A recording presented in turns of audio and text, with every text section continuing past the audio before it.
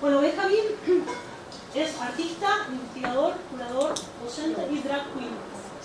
Doctor en arte por el IMBAL, con la investigación Pedagogía, Educación Artística y Travestismo. Su investigación gira en torno a las figuras del drag queen y el travestismo en la cultura visual contemporánea en América Latina. Considera el drag queenismo como una metodología de investigación y producción artística.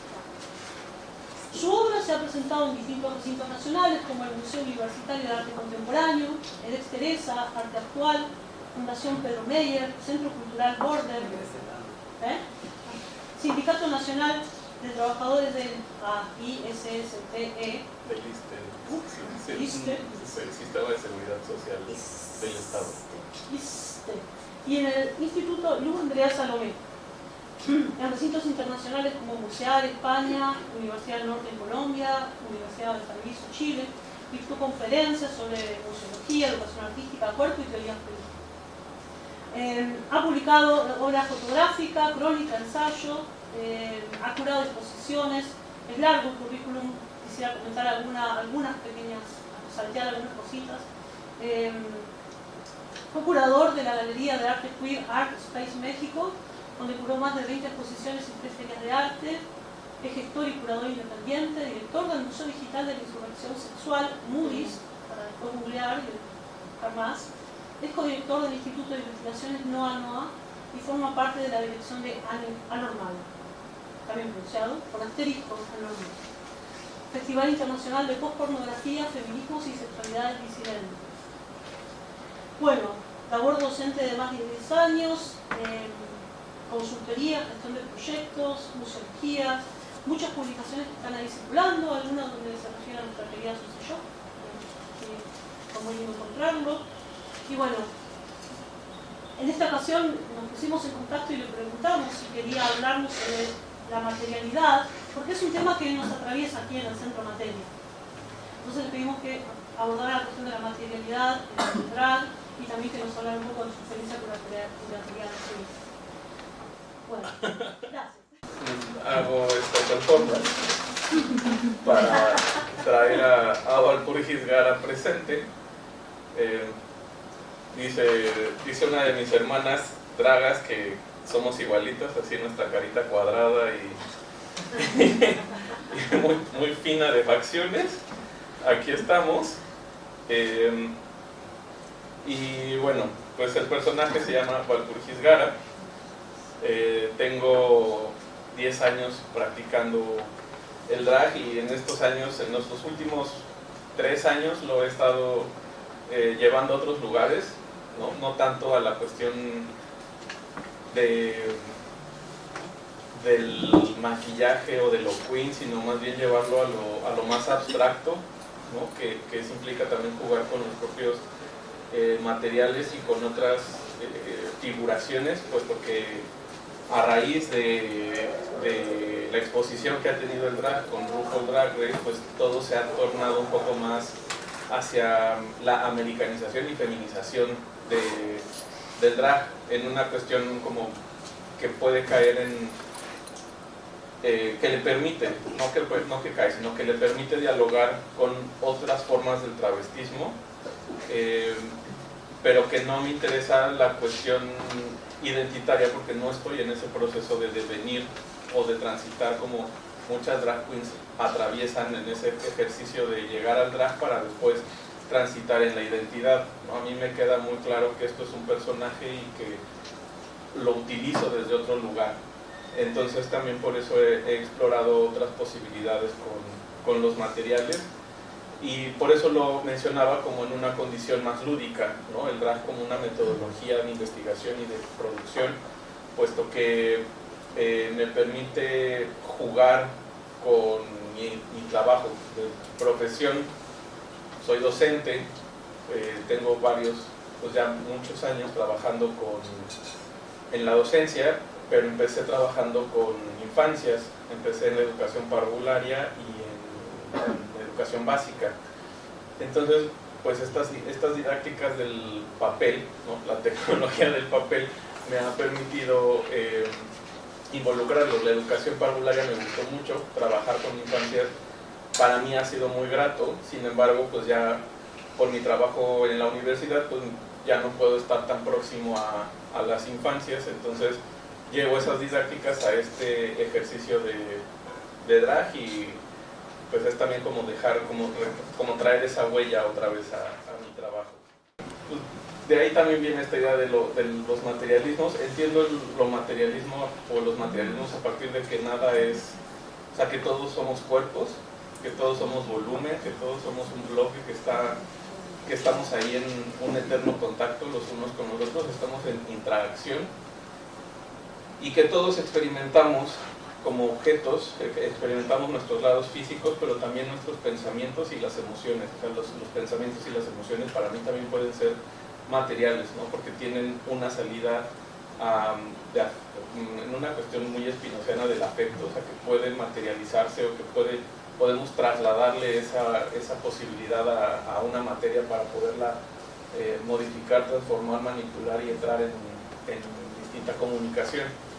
Entonces, eso a mí me interesa específicamente los pensamientos y las emociones. Me queda claro que como cuerpos tenemos esa posibilidad de serlo todo, ¿no? Pero también la posibilidad de que con el pensamiento y con las emociones hagamos algo, los afectos. Entonces, desde ahí, pues estoy actuando un poco con la idea del drag, y aquí presento estos conceptos que me han estado acompañando. Drag, dragma, dragardía y dragnes. El drag, pues bueno, como se ha pensado que es esta aleación, siglas, no es que no son siglas, pero es cuando se hacen cortas las palabras, una abreviación del dress as a girl, pero pues no me interesa ese ejercicio, sino más bien drag como en una cuestión más de quimera, como más monstruo, como más posibilidad plástica de experimentar no el género sino el cuerpo, ¿no? Y el dragma es donde entra la performatividad del drag. Esto es un término que acuña Antonio Marquet, un investigador de la Universidad Autónoma Metropolitana, que le permite dar posibilidad de cómo comprender o cómo identificar o separar al actor del personaje, ¿no? O sea, el actor como sujeto puede tener su propia performatividad, pero el personaje tiene otra, ¿no? Que le permite marcar una estética, que le permite marcar una opinión. Decía Osvaldo Calderón Superperra, haciéndome políticamente responsable de lo que el personaje puede decir, no deslindo al actor de lo que el personaje diga, ¿no? Pero sí, el personaje lo va a decir de una manera distinta a lo que yo puedo, porque como draga pues puedo imponer, al ser una figura que mide más de 2 metros, con una peluca grande, con zapatotes así, con un maquillaje de este tamaño, donde nadie me va a reclamar algo en ese momento, pero sí voy a ser sujeto a ciertas críticas que Osvaldo o que el ejecutor tiene que responder. También esta idea del dragma es como el estilo de vida que puede llevar la draga, ¿no? que es melodramática, ¿no? Es un personaje que bien puede funcionar en una telenovela como en un no sé, no sé si seguro, bueno, si Televisa llegó acá y a muchos lados en alguna época, pero pensar. Y en el caso de dragardía es un término que pone Javier Lizárraga en un artículo que escribe por allá del 94 para mencionar que la cuestión de la dragardía tiene que ver más con la posición de la risa, ¿no? O sea, qué es lo que hace distinto al drag de un payaso o de esa supervillana de las telenovelas, que es la forma en la que la draga se ríe, que es una risa sardónica, que es una risa muy grotesca, que es una risa que te hace sentir miedo, ¿no? O más bien sentir lo desconocido. Entonces, si vamos sumando, ¿no? Como ese personaje, como esa cuestión melodramática, la risa, viene este otro término que es el dragnes, que es la sustantivación del drag, y que es un término que encontré en la novela El diablo, la maldita primavera de Alonso Sánchez Baute, un escritor colombiano, y que menciona que este dragness tiene que ver con cuáles son las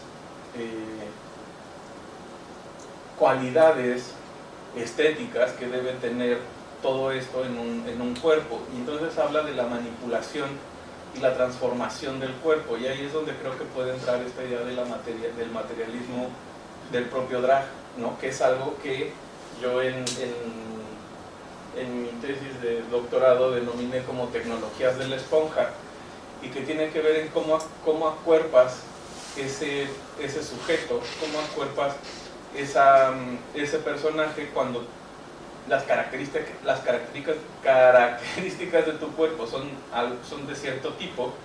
Entonces lo único que nos queda es la prótesis, ¿no? la esponja. La mayoría de las drag queens modifican sus caderas, modifican el tronco o parte de las piernas utilizando esponjas para hacerlas más grandes, para hacerlas más largas, para hacer caderas o ubicar caderas en un cuerpo que no tiene cierta curvatura. El mismo cabello puede ser una prótesis de esponja, porque pones la esponja y encima de la esponja pones la peluca, o entre la peluca vas acomodando ciertos volúmenes de esponja para hacer cabellos de este tamaño. Las pestañas también pueden ser de foamy o goma eva, que también es un tipo de una esponja, un plástico. Entonces todo eso es, el materialismo del drag para mí es eso, ¿no? La tecnología de la esponja, cómo con esas herramientas podemos devenir en otro tipo de corporalidades que nos permita entrar en este juego del dragness, de la dragardía, del dragma y de este personaje drag. Algunos ejemplos que yo tengo para ello, pues bueno, son este colectivo de San Francisco, de Coquettes, que es un colectivo de donde sale Divine, ¿no? Que ahí estuvo formada, y que era un cabaret, ¿no? Donde pues tienen un juego de cocotte, que eran las travestis que formaban parte de la corte francesa, o que también podían ser trabajadoras sexuales de la propia corte, pero que por lo general eran travestis, y ellos ocupan el término coquette, de coq, que es pene, pero también coqueta, ¿no? O sea, como ese juego. Y aquí no importa la condición de género, sino más bien la forma en la que se puede vulnerar la masculinidad a partir de la feminización de ciertas conductas.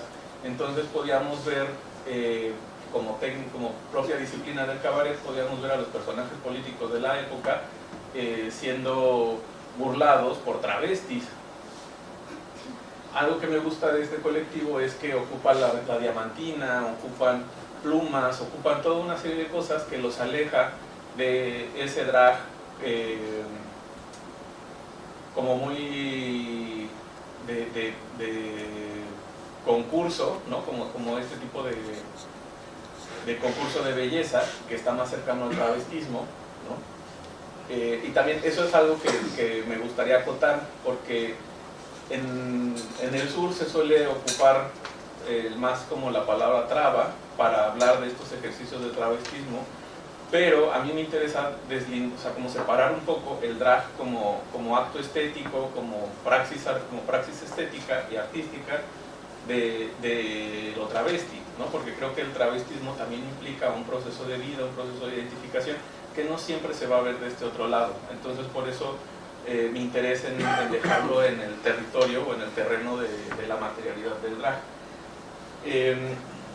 Otro proyecto que me gusta es este que ocurre en Brasil, que son las discroquettes, que también es un ejercicio que replica el término coquette, ¿no? Como las coquettes de San Francisco, pero estas son croquettes, que son croquetas, pero que también suenan con coqueto, y pues van jugando, y este colectivo o este grupo de cabaret solo puede actuar 2 veces en Brasil, porque empiezan a ser perseguidos, y de Brasil lo saca Liza Minnelli, y se los lleva a Francia.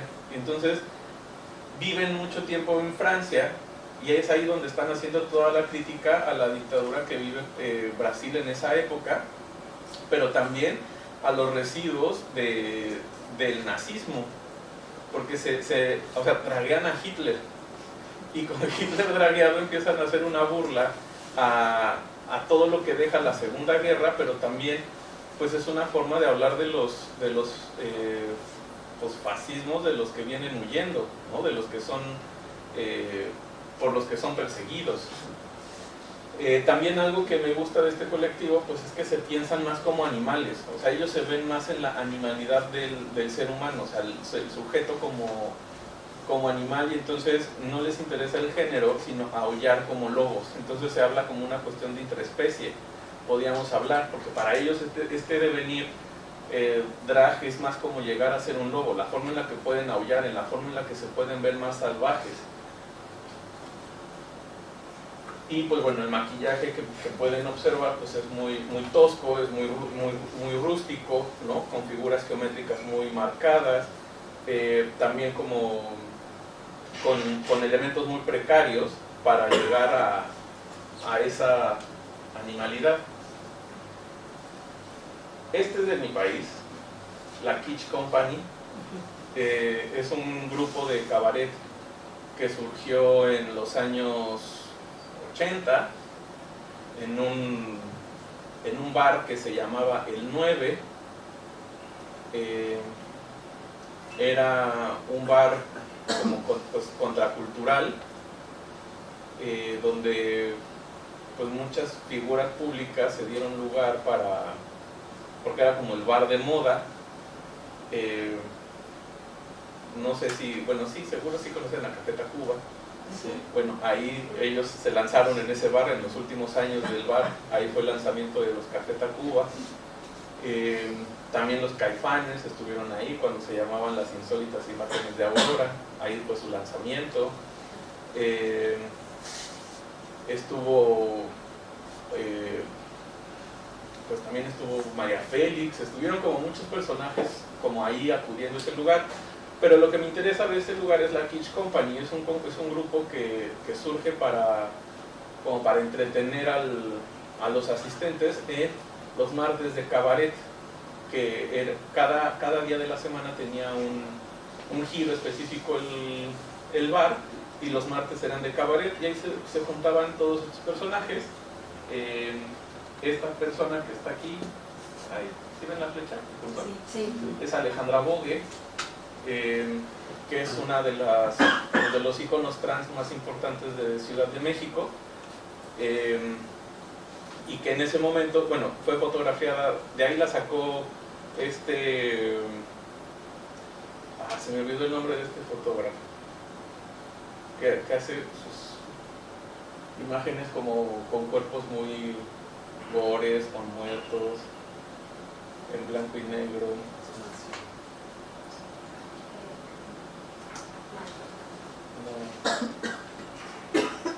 Bueno, ya me acordaré de ese señor, pero de ahí la sacan y le hacen una sesión de fotos con el look de Frida Kahlo, y es una fotografía que representa mucho para el movimiento trans en México, porque es como una figura que se ha hecho muy presente para la representación de estas identidades y de estos cuerpos en la cultura popular, ¿no? O sea, como que es un personaje que no se le ha criticado, o que no se le ha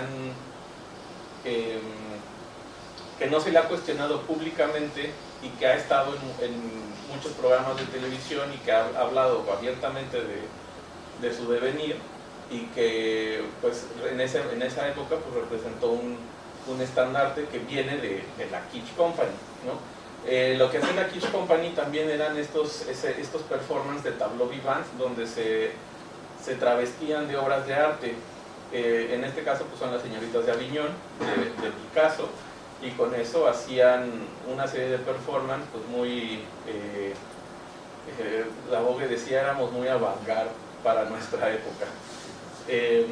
También hicieron obras de teatro como Las Criadas, ¿no? que de ahí es donde la vogue empieza a tener como más despunte. En este proyecto también estuvo un personaje que se llama Tito Vasconcelos, que es un empresario gay de la Ciudad de México que por muchos años tuvo el monopolio del entretenimiento nocturno, hasta que poco a poco pues empezaron a entrar otro tipo de intereses en esa arena y fue obligado a cerrar muchos de sus espacios. Él conservó la tradición de los martes de cabaret y se le llamaba martes de cabaretito, donde también hacían obras de teatro, pero como pues, más chiquitas, por eso era cabaretito, y también porque él es Tito, ¿no? Bueno, se denomina Tito. Y bueno, pues el Tito Vasconcelos, después de la Kitsch Company, representa como también a un maestro que ha formado a muchas drag queens y a muchas cabareteras, ¿no? Que son las que están, digamos, como en la escena nocturna hoy, ¿no? Como Carlos Violeto o Roberto Cabral, que también andan por ahí.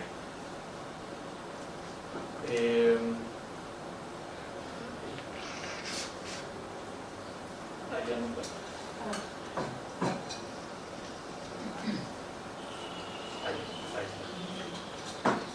Y bueno, estas son mis favoritas, también son de la Ciudad de México, son las Hermanas Vampiro.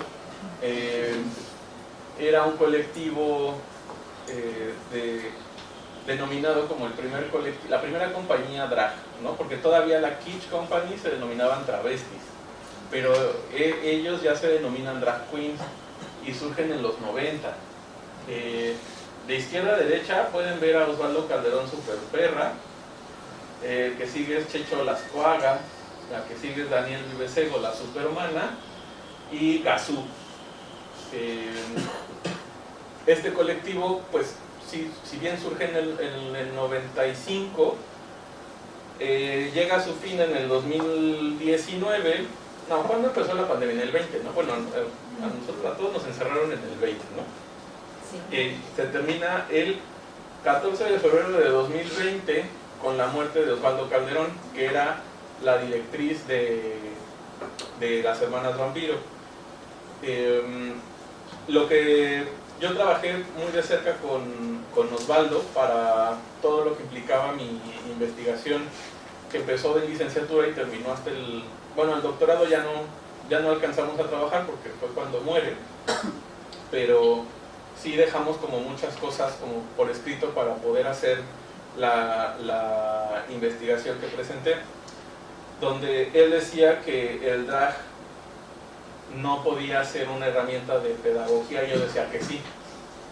Él decía que no, porque no es, al ser de teatro, o él tener una formación en teatro, podía haber más como una especie de distractor y no tanto un efecto pedagógico.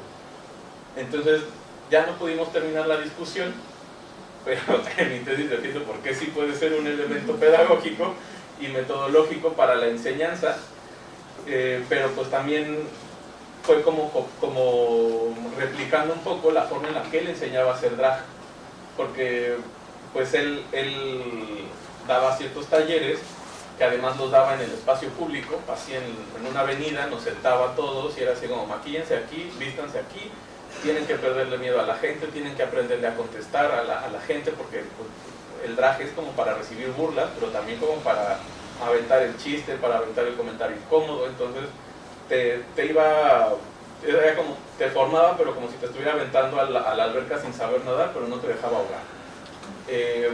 Hoy este colectivo está de regreso un poco con Checho y con la Supermana, y están invitando a las otras personas que formaron parte de las Hermanas Vampiro desde el 95, que fueron más de 30 actores, ¿no? que estuvieron ahí. Pero, pues insisto, la figura central era Osvaldo Calderón, ¿no? Ahora van a presentar un proyecto que se llama El extraño retorno de las Hermanas Vampiro. El nombre de las Hermanas Vampiro sale de una película del Santo, que era El Santo contra las Hermanas Vampiro. El color de sus pelucas, que ahí es donde viene también la parte de la materialidad. La película del Santo era en blanco y negro, y entonces hay una escena donde se describe la mordedura de las vampiro, y dice que son 2 puntos de color azul eléctrico. Entonces el color de las pelucas, el color del maquillaje y todo el color que usan, pues es ese azul eléctrico, para poderse denominar hermanas vampiros, ¿no? que son ellas. Algo que mencionan todas ellas, Osvaldo, Sergio y la supermana, es que les permitían para los años 90 el espectáculo nocturno fue muy violento, porque obligó a muchas personas a someterse a cirugías plásticas porque ya el espectáculo se había vuelto más de entretenimiento de cuinerets. Entonces tenían que modificar sus cuerpos a través de cirugías plásticas. Había personas que sí querían, que sí podían y que en eso estaban, pero había otros que decían que no, que ellos podían modificar sus cuerpos a través de las esponjas. Entonces, al cerrarles los lugares de trabajo porque no se estaban operando como el resto de las cuinerets, pues lo que empezaron a hacer es drag, ¿no? Porque entonces se ponían de otra manera las esponjas, las pelucas, los colores, y cuenta la supermana que cuando llegaban a los antros siempre les decían: ya llegaron las payasitas, pero pues resulta que las payasitas empezaron a ganar terreno, y entonces pues primero iban como todo el show de cuinerets, y el show fuerte, el show de la noche, lo tenían ellas, porque era como más de cuestión popular. O sea, ya no se trataba de imitar a Donna Summer, a Selena y demás, sino que más bien era ya una puesta en escena distinta para, dicen ellos, para entretener borrachos. Entonces, pues bueno, ese fue el colectivo de las hermanas vampiro. Y bueno, solo como mención especial, para mí está Gioconda Fenice, que es Gire Morales.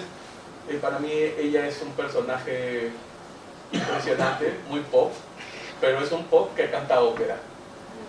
Entonces lo pueden ver así en un escenario. De repente uno está pensando ver a la gran actriz de vestido largo sacando la melodiosa voz, y es Gire saliendo en un salvavidas con esa peluca de esponja al estilo Priscila, la reina del desierto, y es muy impresionante su trabajo. Ahora, todo esto de lo que les he hablado, pues son las cosas o los personajes que a mí me han formado, que a mí me han significado algo. En el caso de las hermanas vampiro, pues bueno, la cercanía con Osvaldo Calderón y con todo su legado, que también de ahí es donde empecé a ver esta cuestión de la relación de curar. A mí en la escuela nunca me enseñaron que curaduría venía de una tradición medieval que significaba cuidar que las iglesias no se quemaran. A mí me enseñaron en la escuela que curaduría era ese señor que hace discursos y que junta obras de arte para montar una exposición. Fue con el tiempo que aprendí que curar era pues, un oficio en la Edad Media, que era cuidar que las iglesias no se prendieran. Y entonces me ponía a pensar en qué implica curar, cuidar, curaduría y curandería, ¿no? Como este ejercicio de hacer que los afectos se congreguen en algún lugar. Y es algo que he estado trabajando de manera más reciente para este proyecto de museologías queer, con el que estoy desarrollando un proyecto. Y creo que el punto nodal es la camaradería, la amistad, el cariño, ¿no? Como todas estas emociones o afectos que no se ven, pero que se sienten mucho, ¿no? Que saber que cuentas con un afecto, con un cariño en algún punto te hace sentir más estable o te hace sentir más seguro. Entonces creo que en este ejercicio de curar, cuidar y curandería, esta relación como más hacia los ancestros, la curandería, ¿no? Con la relación con la naturaleza, con la ancestralidad y demás, que también pues, son parte de cómo nos cuidamos, de cómo nos acuerpamos y de cómo nos relacionamos, no necesariamente entre lo humano, sino también contra eso suprasensible, ¿no? Con esa condición que no se ve, pero que es lo que nos hace como poner pies en tierra y sabernos parte de este mundo, ¿no? O sea, no esa cosa grandísima, sino una micropartícula que forma parte de este mundo, que va haciendo más cuerpos mientras se van juntando.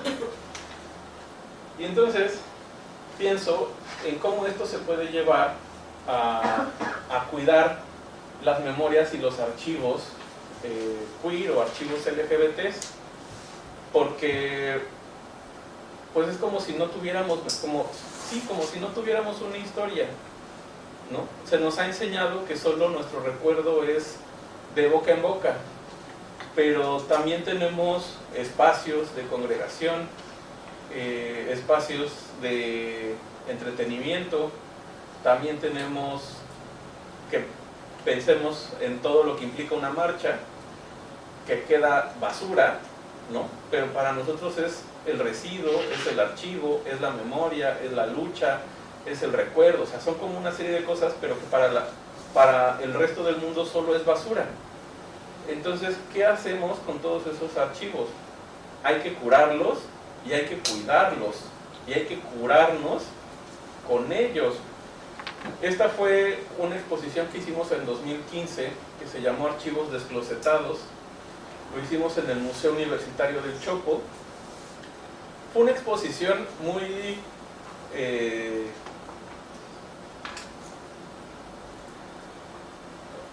complicada, porque formaba parte de un festival que era el Festival Internacional por la Diversidad Sexual, que fue el primer festival en muchos años, o ese del 2015 fue la primera edición en muchos años, en más de 20, que era curada por 2 mujeres. Una de ellas, abiertamente lesbiana, parte de grupos políticos, y que era la curadora principal. Por obvias razones, el discurso curatorial, en mi cabeza, era lógico que fuera enfocado a los archivos y al arte lésbico. En mi cabeza y en la de todos los que formamos parte de esa exposición, era lógico que eso pasara. Pero para los directores del festival fue una ofensa, porque entonces, ¿dónde quedaban los artistas que siempre han estado en ese festival? Artistas, la mayoría hombres, gays, pero hombres, ¿no? Y que los trabajos de las mujeres lesbianas y mujeres trans nunca habían sido expuestos en ese festival. La tarea era hacer que ese festival trajera los archivos lésbicos y los archivos trans. Entonces, pues tuvimos que hacer una tarea muy titánica de estar buscando estos archivos que pues formaban parte de fotógrafos que fueron advertidos por el director del festival para que no nos los prestaran. Entonces tuvimos que acudir a la basura a buscar en cajones abajo de camas, de cajas hongueadas, cajas humedecidas, para sacar carteles, para sacar fotografías que medio se veían. Hicimos todo lo que está ahí son fotocopias, la gran mayoría son fotocopias, porque ya tampoco servía, las imágenes, los archivos reales tampoco servían mucho de estar ahí, o sea, se tenían que fotocopiar o se tenían que digitalizar, porque estaban a nada de desaparecer. Entonces el festival se deslinda de la exposición siguió porque ya estaba pactada y porque además fue un proyecto que financia la UNAM. Entonces, pues bueno, el proyecto siguió. Esa fue la primera vez que yo comprendí la importancia de cuidar un archivo y de que ese archivo pues también era nuestra historia y que ese archivo pues también era este ejercicio. Cuando los directores de ese festival dijeron que no habían tenido curadoras sino curanderas, y dije, ellos están tratando de ofender, pero realmente están dándonos así en el clavo con la palabra que estábamos buscando. Sí, no estábamos haciendo curaduría, estábamos haciendo curandería, porque pues realmente teníamos que vincularnos con una serie de cosas que o sea, un camino muy difícil, pero que nos unió a un grupo muy específico que nos puso en contacto con otros archivos de esta exposición. Un archivo después lo adquirió la Universidad Iberoamericana porque pues, le vieron la importancia y un potencial, y es un archivo que está siendo estudiado hoy de manera más específica. También en la parte de atrás, en esta pared negra, hay unos mapas, que son mapas donde se marcan los puntos de encuentro de cualquier tipo entre mujeres lesbianas, y que fuimos sacando de crónicas y que fuimos sacando de novelas históricas, pero que las calles hoy ya no existen porque cambiaron de nombre, porque el edificio que era ya ahora es un hotel o es otra cosa. Entonces fuimos poniendo todos esos elementos ahí, y pues bueno, fue como hacer presente.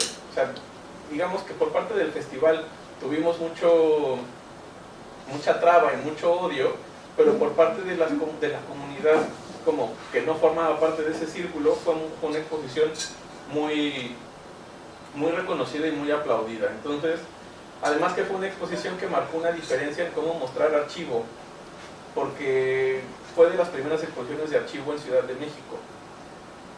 Entonces, pues fue así como nadie sabía lo que estábamos haciendo realmente. Entonces aquí es donde para mí es importante la cuestión de la materialidad de los objetos y de los afectos, cómo objeto y afecto van de la mano. Y que también es un ejercicio que descubrí con el Museo Travesti del Perú, este ejercicio que hacía Giuseppe Campuzano, de recuperar los archivos de las comunidades travestis en Perú, pero principalmente de estas condiciones indígenas, ¿no? Principalmente, y que después fue creciendo el archivo para poder reconocer cómo era la representación del travesti y de las travestis en la historia del Perú, y que todo empieza, para Giuseppe, todo empieza con la colonia, ¿no? Con el mestizaje. Entonces ver cómo está ese ejercicio, y después todo lo que implicó recuperar pues DNIs de chicas trans, ¿no? Los zapatos o las pelucas, las prótesis de las pelucas de las chicas trans que estaban siendo perseguidas o que habían desaparecido, y que era una forma también de conservar su memoria, su recuerdo y su figura.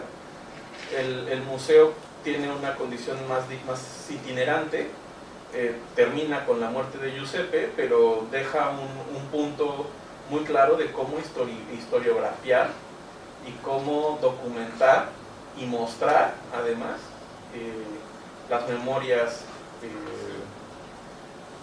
de las colectividades. También está este otro museo en Brasil, el Museo de la Diversidad Sexual, que es un museo que se ha enfrentado a muchas cosas, ¿no? Entre ellas ha sido cerrado un par de veces. La primera porque se le acusó de pederastía por estar malformando o malinformando a infancias. Se demostró que no, y la segunda ocasión fue porque hubo una exposición de furros y se le acusó de estar fomentando la zoofilia. Entonces después de ese segundo cierre, vino la pandemia, y entonces ya no pudieron abrir, y abrieron hasta hace no mucho ¿cómo? De pieles que se visten de animales. Ah, ok, sí. Y bueno, es un museo que está abierto a comunidades, no nada más para su ingreso, sino también para el comité. O sea, hay un comité de la comunidad para seleccionar las exposiciones, los formatos y los tiempos de exposición, y también para saber qué se hace con los recursos, porque los recursos los da un estilo de ONG para que existan estos elementos. Y después está que es un museo chileno, el Museo Di, que lo que me gusta de este museo es que es un museo sin lugar. Bueno, sí tiene un lugar, que es Instagram, y que rompe con la idea del museo como este recinto elefante blanco de 4 paredes que va a tener una colección, y que además pues está utilizando una red social, ¿no? que le está dando otra utilidad y que además tiene una interactividad distinta, ¿no? Porque tienen muchas convocatorias para la gente chilena para estar nutriendo el archivo de manera constante, donde te dicen, ¿cuándo fue tu primera marcha? Y entonces, pues tal año, ¿y qué tienes de esa marcha? Y entonces si tienes un pin, un cartel, la playera, cualquier objeto que te haya acompañado en esa marcha, sacas una fotografía y la suben al archivo. Entonces, pues también tienen un blog, una sección de efemérides, donde mes a mes están subiendo las efemérides de la historia gay o LGBT de Chile.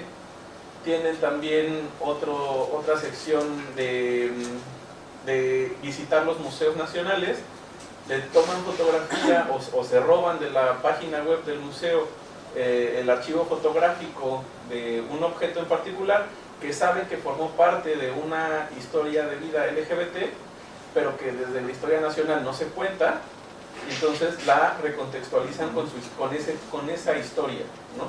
Entonces van tomando de distintos lugares para reconstruir la memoria pasada y la presente, ¿no? Entonces, estos son los espacios que yo he encontrado. También está el Museo Cuba en Colombia, solo que ese todavía no lo termino de revisar porque tiene como muchas aristas. Y también el archivo Pietro, que está en Twitter, que es de aquí de Argentina, y que tiene muchas imágenes en torno a panfletos, a periódicos, a revistas porno, como a mucha cultura visual. Eso lo conocí en Twitter. Tiene un blogspot, pero su principal salida es a través de Twitter. Son los dos que estoy como ahora estudiando, pero lo que me llama la atención de ellos pues es la forma en la que materializan el afecto, la forma en la que se materializa la historia, en la que le pueden dar cuerpo a esas memorias.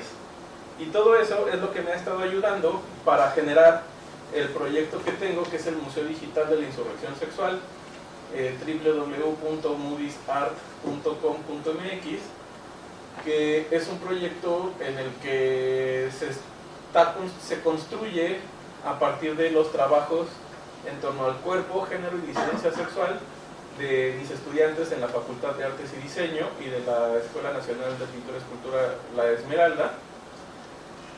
Y es un lugar para pues, artistas en formación, para generarles un primer portafolio, pero también para hacer un archivo de estos proyectos emergentes que están pues conceptualizando la disidencia sexual o LGBT y el cuerpo desde otros lugares que no necesariamente son los que yo conocí. Entonces también me interesa hacer ese diálogo con estos estudiantes para hacer ese proyecto, que es un proyecto más pedagógico, que tenemos ya 3 años, acabamos de cumplir 3 años, y que en esos 3 años apenas vamos a tener nuestra primera exposición física. Es un museo que se pensó para la virtualidad, pero también hemos dialogado la necesidad de tener una presencia física para marcar un espacio, y el 5 de junio se inaugura la exposición en un pasillo abierto en el Centro Nacional de las Artes. ¿Cómo? ¿Semana que viene? Ay, no te... Semana que viene. Ah, sí. Entonces dejé toda la producción corriendo, así como... Entonces, pues bueno, eso es el trabajo que estoy haciendo, en eso ando, y pues nada, muchas gracias.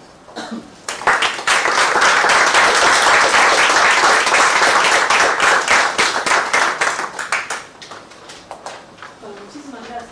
Y se me olvidó decirles estas hojas, pero... ¿Qué vamos a hacer con eso? Rueden las preguntas y los comentarios.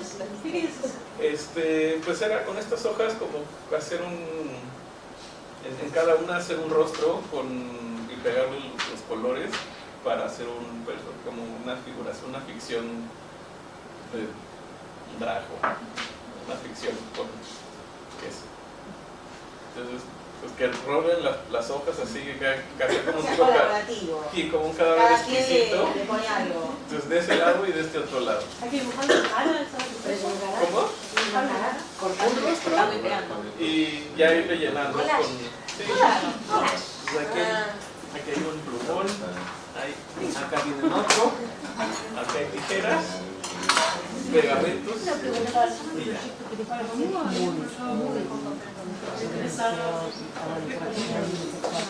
No las hago bien, las hago mal, las hago mal.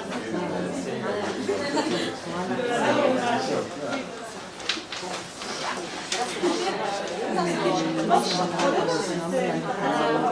Sí, claro. Bueno, supongo debe haber comentarios, debe haber algunas preguntas por ahí. ¿Dónde se quieren? ¿Alguien quiere empezar? A la vez que hacemos cosas con las manos, como teniendo color. Bien, bien, le trajiste para este lado, me lo vas a compartir. Bueno, si quieren rompo. ¿Empiezo yo o alguien quiere hacer un comentario? Yo tengo una pregunta. Sí. Ahí va.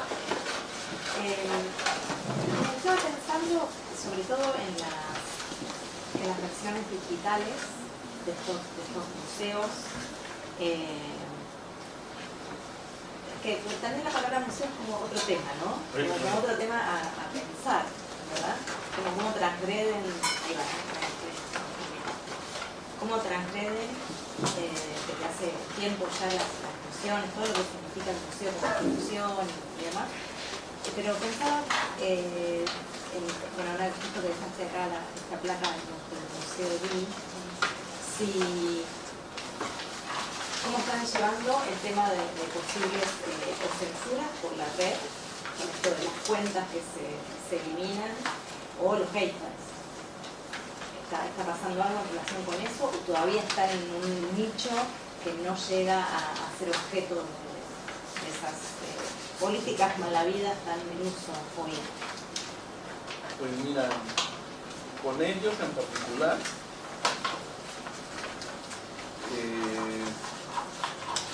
esta captura fue de hace ya un tiempo y tenían 5.527 seguidores. Entonces, o sea, seguro sí deben de tener un espacio ahí de censura, pero también tienen otros medios. Tal vez este es el más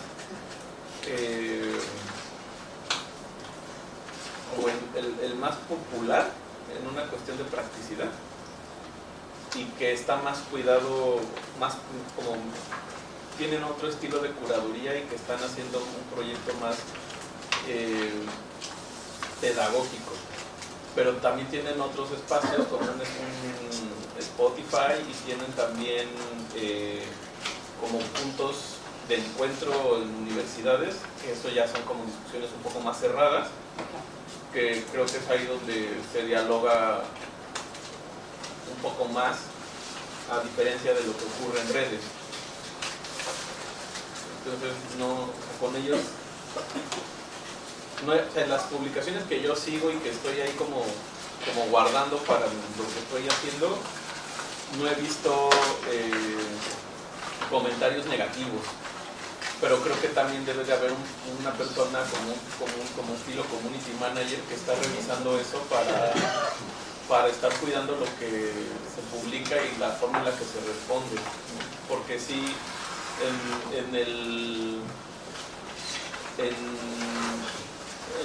en lo que tenemos, por ejemplo, de Noa Noa, ahí sí nos han llegado como mensajes muy ofensivos y violentos, pero pues, los que llevamos la página los bloqueamos y los borramos, ¿no? O sea, como con esa gente no nos interesa platicar ni siquiera tener un contacto, ¿no? Entonces sí los bloqueamos. Y en el de Moody's, en el Instagram de Moody's, nos han llegado más cosas como de personas ofreciendo servicios sexuales y páginas que quieren representarnos para ofrecer nuestros servicios. Entonces así como de no, o sea, como, por ahí no vamos. Servicios que asumen siempre sexuales, no otro tipo. Ajá. Sí. objetivo. Alguien podría solicitar servicios creativos, ¿no? Crear proyectos, otras cosas. Sí, sí. Claro. Sí, sí.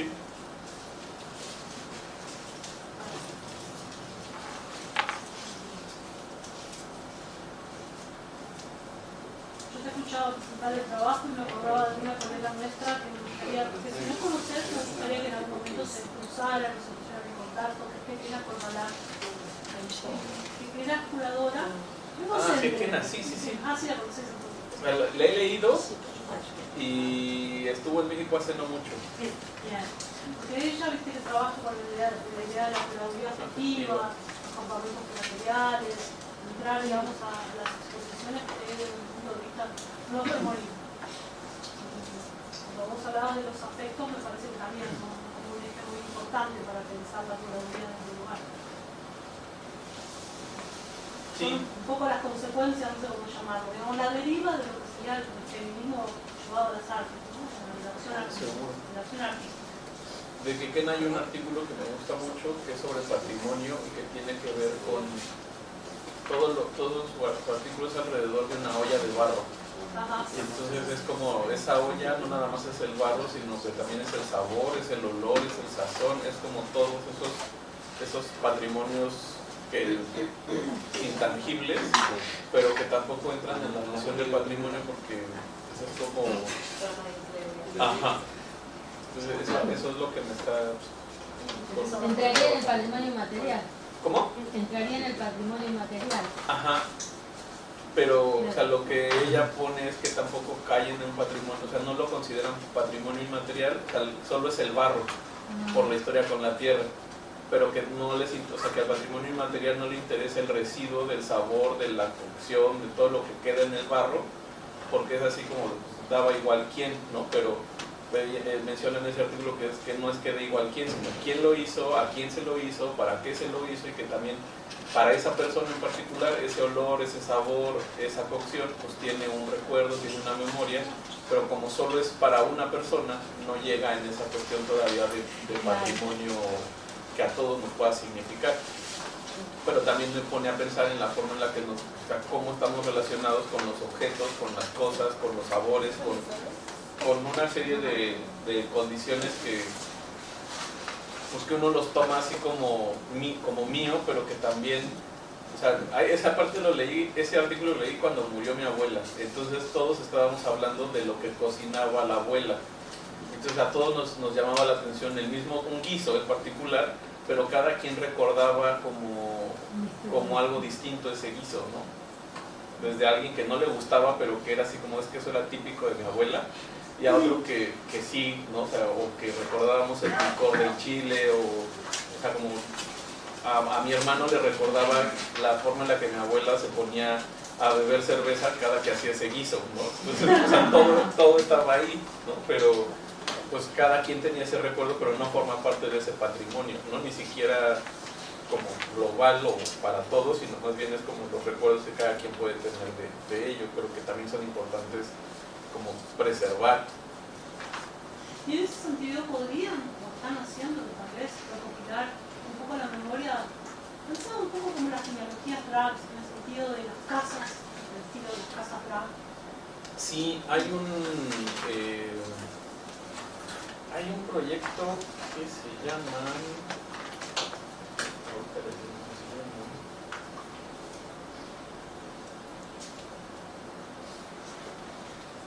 La Biblia Drag, ese lo están haciendo en Ciudad de México, que lo hace un Adrián, ¿qué se llama este muchacho?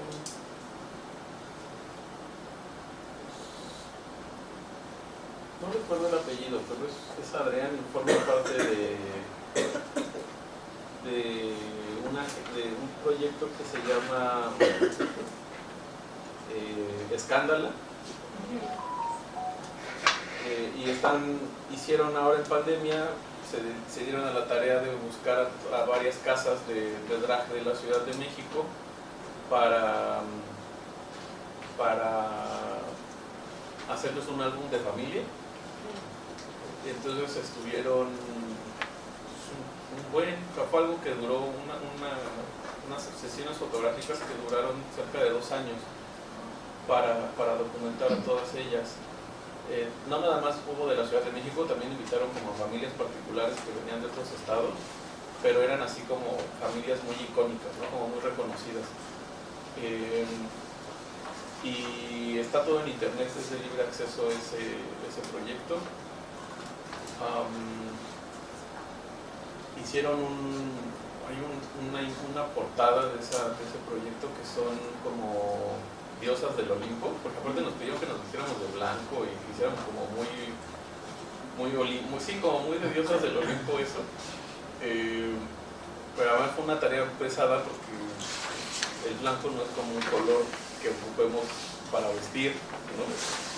Entonces, ni tampoco en el maquillaje, o sea, nuestros maquillajes todos son así como lo que más predomina es el negro y ponernos esas cosas blancas fue rarísimo y ves así ese Olimpo y se ve muy como, sí, como más que Olimpo es el infierno, porque está padrísimo como el contraste. Y también es investigador de la UAM, Antonio Marquet, tiene 3 libros, que uno se titula Que se queden infinitos sin estrellas, donde recopila toda la escena, la transición entre el travestismo y el drag en el 80 y el 90. Y tiene otro, que es el más reciente, que se llama Dragas en Rebeldía, que son el estudio de las dragas recientes, del 2010 al 2015, o 2017, si no mal recuerdo. Y ahí se presentan, ese yo le digo que es un obituario, porque muchas de ellas ya no existen, porque dejaron de hacer drag, porque se cambiaron el nombre, o porque murieron en pandemia. Entonces es un ejercicio como más de obituarios, ¿no? Que sirve para recordar los ciertos nombres. Son los proyectos que conozco que están historiografiando eso. No, porque me interesaba cómo sería la relación, bueno, más madre-hija, ¿no? En una creación de dramas. ¿Qué cosas se heredan? No sé, hablaban de los sujetos. Yo pensaba, bueno, ¿cuántas? Me acordaba también del poema de Camila Sosa Villada, del alcacito, que dice, un pedacito de uña, un esmalte que viene una travesti, no sé, dije. Cómo se hacen esos archivos de memoria, ¿no? De objetos que van pasando de una idea a otra y que comentan mucha intensidad, marcas de uno que pasan a la otra, no como las otras generaciones. Eso lo tengo más marcado en la tesis de doctorado, que hablo de la construcción de la casa y de la familia, a partir de mi experiencia con Osvaldo Calderón. Yo empecé a hacer drag sin trabajar con él. Hasta que empezamos a trabajar juntos, él me invita a formar parte de su casa, que se llamaba House of Perra.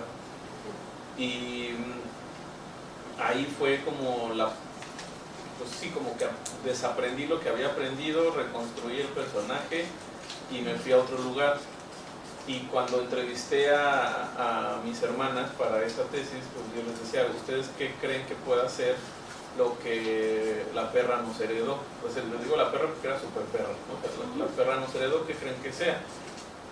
Y lo que todos caíamos en cuenta es que nos pudo heredar el uso del color negro y el uso de las pestañas y la forma en la que sonreíamos. Usamos pestañas muy largas que no son de cabello sino de espumas para poder hacer la extensión y la curvatura. Yo les pongo a las mías diamantina, otras les ponen como estilos como tipo diamante en las puntas, otras aquí le ponen como esos diamantitos en el párpado, pero todas son largas, ¿no?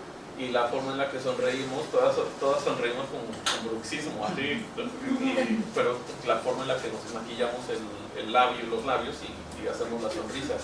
Una mueca. Ajá, entonces todo eso es como lo que creíamos que nos podría haber heredado, porque cuando Osvaldo veía que lo estábamos imitando, nos daba abanicazos, así como de, encuentra tu personalidad, ¿no? O sea, como, no me copies, y entonces te obligaba a encontrar al personaje. O sea, no le gustaba que hiciéramos igualitos, sino que cada quien encontrara lo suyo. Entonces, es en lo que podemos encontrar que coincidíamos. Y también como hay un número de cuando nos encontramos varias hermanas en un lugar y que nos invitan a hacer como un número juntas, siempre subimos y hacemos un popurrí de Juan Gabriel, pero que cantaban las Pandora. Entonces es como, ese número es el que se sabe que es de la House of Perra, ¿no? Entonces cuando coincidimos todas en algún, bueno, 3 o 4 en un lugar, subimos a hacer ese número, ¿no? Pero es como lo que creemos como nuestra herencia.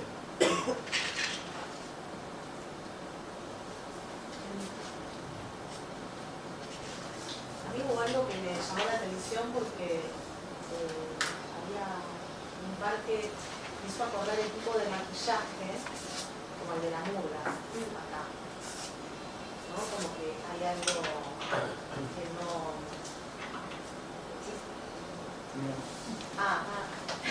Claro, no puede que ver. Herencia de los carnavales, es como un tipo de... Sí, con murga y uruguaya, murga porteña. Claro. Son formaciones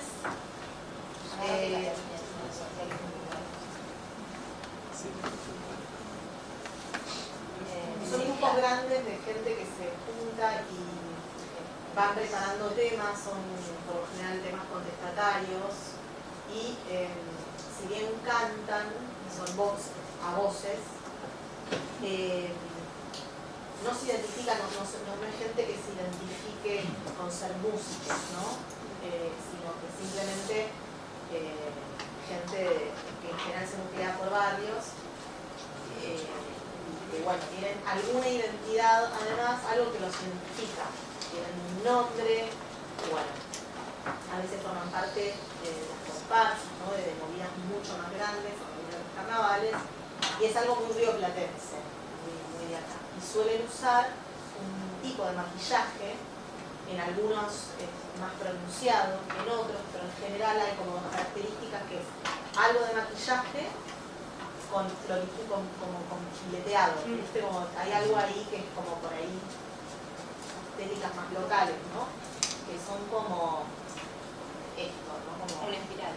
espirales que van, que suben, que bajan, y después, bueno, la vestimenta, Sí, mucho brillo. que hay mucho brillo, y no tiene que ver con, o sea, acá no hay una composición ni identidad oculta, más que nada son grupos de protesta, o sea, esencialmente, ¿no? Que critican situaciones vinculadas a cuestiones políticas. Bueno, pero que en un momento eso me hizo acordar como había algo ahí que yo no lo tengo tan asociado a la estética drag, sino más bien neguera. Sí. Me llamó la atención. Sí, algo que Bastante binario, ¿no? Sí, igual. que mencionaba. Agregue. Que de hecho las murgas, el movimiento travesti fue la que permitía a las travestis salir en ese momento y Sí. era de los integrantes donde la policía no eran atrapadas. Entonces yo creo que sí hay como una expresión entre artística, genérica total. y latinoamericana, por Sí. migración interna latinoamericana del Sí. propio movimiento travesti, que sí puede ser que esté conectado y que el drag, por un lado, habilitó un montón de transiciones, pero por otro lado también se critica mucho cuando una persona trans se hace drag, sobre todo cuando las trans masculinidades practicamos el drag, o cuando las travestis o las trans practican el drag, porque es como, entonces no es arte, está haciendo voz, que también surgió ese transodio en el programa de RuPaul. Yo creo que de todas formas, entiendo que no te interesa la parte literaria, pero siempre hay algo que se está colando, y la identidad no es solo el género, siempre hay una cosa. Pero bueno, nada, remarcar ese vínculo. Claro. Bueno, Sí, acá estoy totalmente de acuerdo. Hubo en las comparsas una muy tempranamente presencia de Sí, trabas, sí, y habiendo. eso era lo que, tal cual, una de las características, es verdad, digo, una de las características en cuanto a que en esos contextos era permitido. De hecho, muchas personas, perdón, yo estoy trabajando en el archivo de la memoria trans, yo quería preguntar eso, porque no sé si el archivo de la memoria trans. Quiero encontrar el facsimilar que vende, pero no sé el nombre. Si querés pues hablamos porque trabajo ahí y ahora el primero no está, hay 3 libros más y en el último que es solo de relatos, bueno, en realidad muchas travestis y trans lo cuentan que el primer encuentro con esa transición o con el ser travesti, sacando la parte negativa, es en las conversas, es en la murga. Y de hecho, eso, sigo conociendo trans que son dragas también. Gabriela Ivy, bueno, hay una figura emblemática del teatro under que era Batato Barea, que se expresaba en las comparsas. Iba con rapilleta, tortonese, y era una removida donde se mezclaba. O sea, ellos no tenían problema en caminar vestidos de mujer en ningún lado, pero en las comparsas era como que explotaban.